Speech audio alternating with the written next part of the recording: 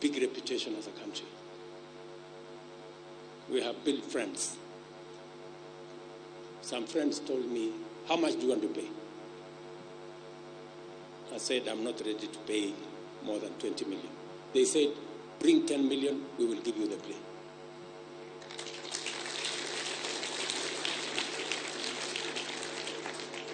Look at me, Kenyans. Look at me again. I must lead from the front. As I tell others,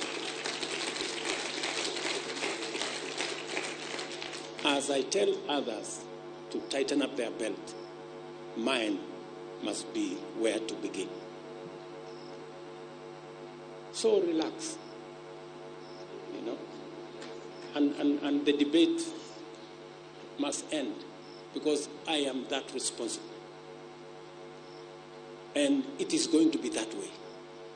We're going to make sure that we tighten up our belts, we live within our means. In fact, my plan is that in 3 years, we must have a balanced budget. We cannot continue to have a budget that has a deficit. That before you begin, you